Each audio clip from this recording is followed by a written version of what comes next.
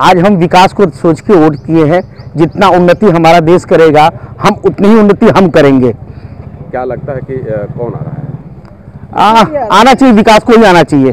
गाजीपुर के मिश्र बाजार के आदर्श मतदान केंद्र पर सुबह 7 बजे से ही मतदाताओं की लाइन लग गई थी। यहां पर मतदाताओं को प्रोत्साहित करने के लिए सेल्फी पॉइंट भी बनाया गया है। साथ ही मतदान शांतिपूर्ण और सुरक्षा ढंग से हो, इसके लिए सुरक्षा का पुख्ता इंतजाम भी किए गए हैं। जो प्रशासन ने जो व्यवस्थाएं की है वो बहुत ही सुशासित है और बहुत ही अच्छा व्यवस्था की है।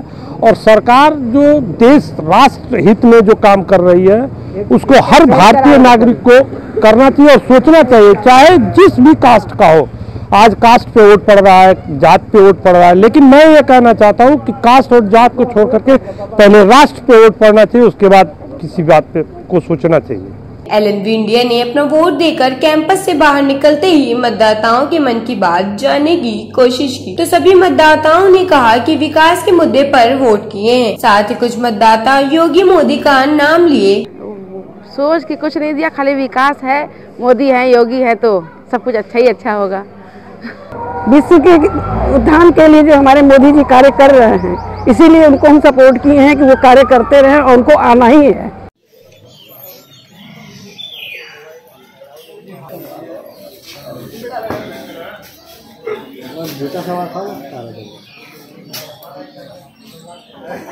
देखिए, जनपद की 7 विधानसभाओं पर सभी मतदान केंद्रों पर सकुशल मतदान प्रारंभ हो चुका है।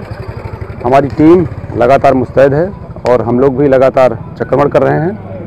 हर मतदेय स्थल पर सीपीएमएफ तैनात है, स्टेट पुलिस और डिस्ट्रिक्ट पुलिस के लोग तैनात हैं और हम लोग शांतिपूर्वक मतदान कराने के लिए कृत संकल्पित हैं और मतदान शांतिपूर्वक ही होगा। सर, क्या अपील करेंगे जनता से आज?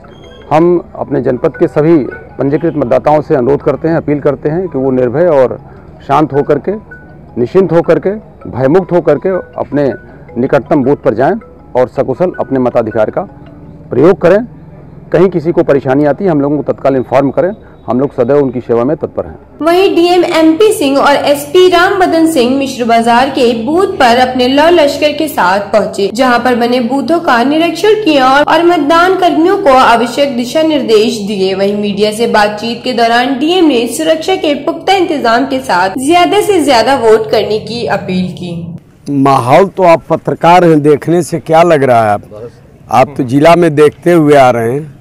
हम बोलेंगे तो कहेंगे कि मंत्री के सामने ये है क्या, इसकी हैसियत क्या है, लेकिन यह राजनीतिक हैसियत तो पब्लिक जब आशीर्वाद देती है तो कोई मंत्री बनता है, आशीर्वाद छीन लेती है तो संतरी हो जाता है। तो मैं तो एकदम निष्पक्ष भाव से काम कर रहा हूँ और चुनाव की स्थितियाँ बहुत अच्छी समाजवादी पार्टी सर्व समाज का, यह जाति समीकरण से उठ करके, जाति बंधन से उठ करके मुझे हर समाज के लोग वोट देने का काम कर रहे हैं। बताया जाता है कि जो शहर का जो बनिया वर्ग है काफी आपके आ जाने से कन्वर्ट हो रहा है, क्या लगता है? अब तो 5 बजे के बाद ये पूछते तो अच्छा रहता।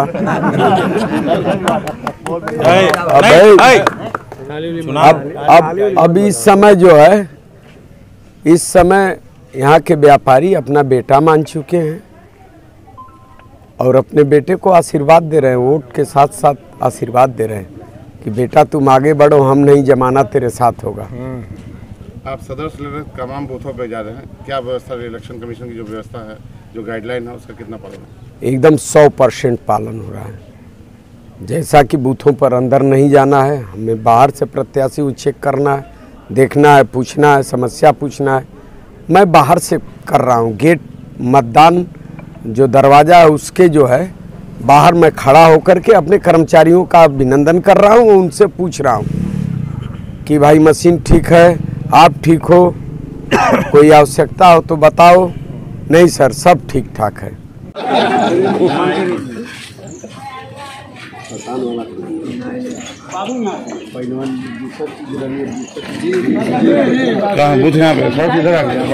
भाजपा की स्थिति बहुत अच्छी है और इस बार 300 के पार जाएंगे हम, भारी बहुमत से विजयी हो रहे हैं 7 विधानसभा सीट पे। 279 का हो, खाली है बगलिया में, खाली है भैया।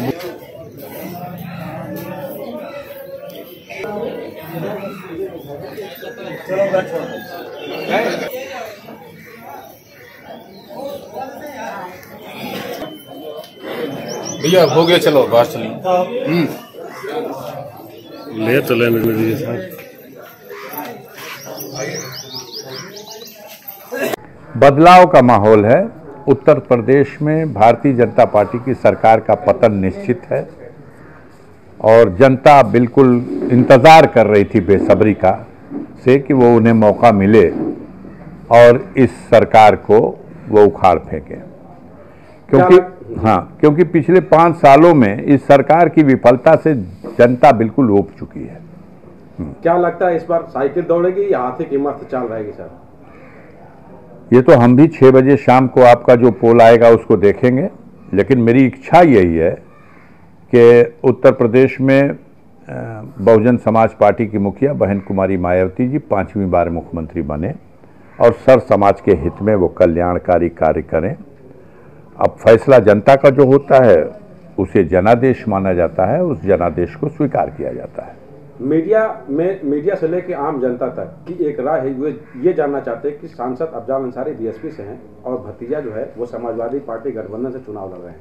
इन चुनाव को देखते हुए कैसे मैनेज किया जा रहा है, क्या इस पे क्या चर्चा होगी सर? अब मैं घर पे बैठा हुआ हूँ और ये वास्तविकता है कि मैं गाजीपुर का संसद सदस्य हूँ।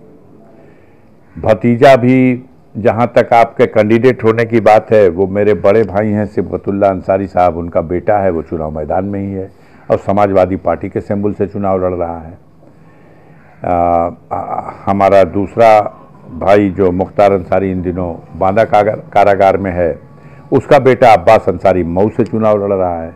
वो इन्हीं के गठबंधन के छड़ी सुहेल देव भारतीय समाज पार्टी के सिंबल पे लड़ रहा है। तो ये लोग जनता के बीच में अपनी किस्मत आजमा रहे हैं। इनके दल, इनकी पार्टी के लोग इनका प्रचार कर रहे हैं। जहाँ तक मेरा सवाल है, मैं इनके प्रचार में कहीं न गया, न कोई अपील हमने जारी की। मैं आज भी बसपा का सांसद हूँ और चूंकि हम भाजपा का आकलन ठीक से किया, क्योंकि सरकार में वो थे, तो जनता के सवाल अपनी सरकार से क्या है, उस पार्टी से क्या है, अपेक्षाएं क्या हैं, उसको अध्ययन किया और सरकार की तरफ से जो जवाब आए इसको देखा। जनता में जो बेचैनी है उसे महसूस किया। आज हमें ये लगता है कि इस 54 सीट में अधिकतम 14 और 10 के बीच में भारतीय जनता पार्टी सिमट जाएगी। गाजीपुर में कुछ रहेगा सर? खाता नहीं खुलेगा गाजीपुर में, न आजमगढ़ में, न मऊ में, और हो सकता है चंदौली में भी खाता न खुले। इस तरह की लड़ाई हो गई है। बाकी सीटों पर एक एक जिले में एक सीट मिल जाए।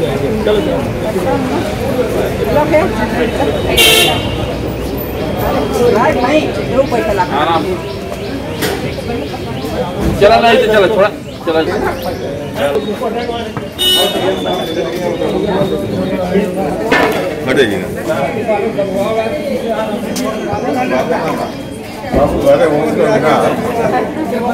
फिलहाल इस खबर में बस इतना ही। फोन जिसके पास हो पहले से रख देना भाई।